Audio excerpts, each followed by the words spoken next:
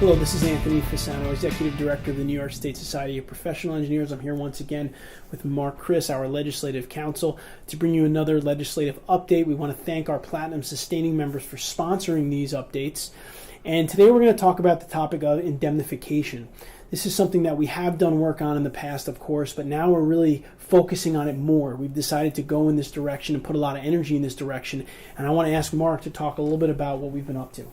Well, thank you, Anthony. I think it's important to the profession across the board, both small firms and big firms, because we're seeing more and more that local governments and state agencies are overreaching in terms of the retention of the design firm and the terms of the contracts with respect to indemnification provisions in these contracts. So, Mark, just real quick for anyone that's not familiar with it, just define indemnification. What does that mean? Well, essentially what we're talking about is a contract where there would be provisions in the contract that require one party to provide legally responsibility for the acts of another party or the costs that might be engendered in the event of an incident.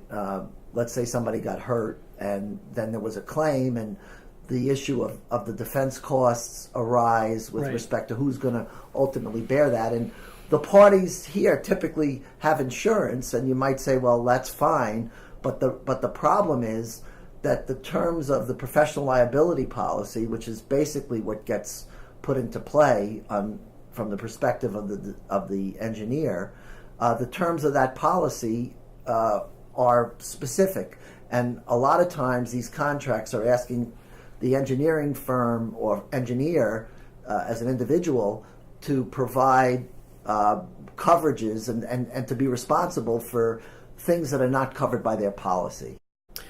So one example that I can give from one of our members is that his firm was applying for a job with a municipality, and they were basically saying if you want the job, he needed to take on the liability of the construction company that was going to construct the project. And he was just like, that's crazy. We're not going to take on that liability, and they walked away. But what it's forcing engineering firms to do is decide, do we want to take on that liability, or do we want to pass on the work? And it's just a tough choice. Yeah, it really puts them in an untenable position, because the way to describe it in part is a race to the bottom, because there may well be a firm that's in need of that work to the point where they're willing to take on the down the road potential for a liability claim. So what we've been doing is a two-front effort to address this.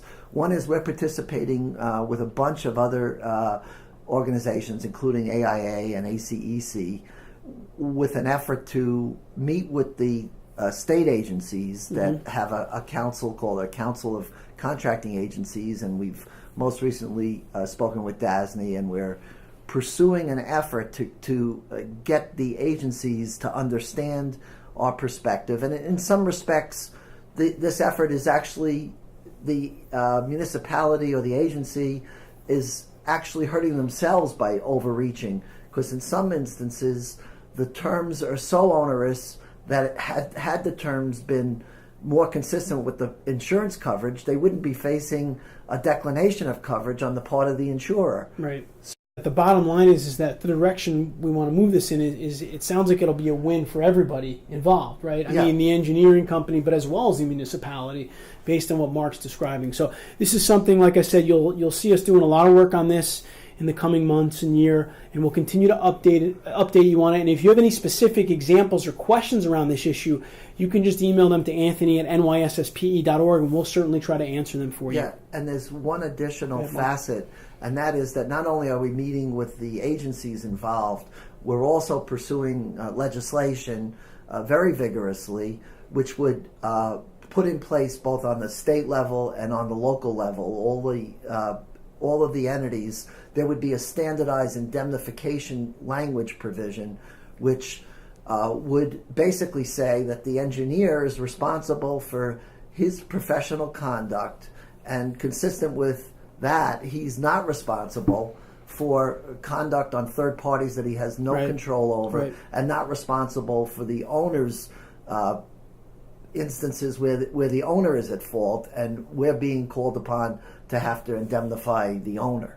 As I said earlier, you're going to see us put a lot of energy into this over the next months and year, and we want to hear from you on this topic. If you've had an experience with this or if you have a question on this, feel free to email me at anthony@nysspe.org, and we will try to answer your question. Thank you.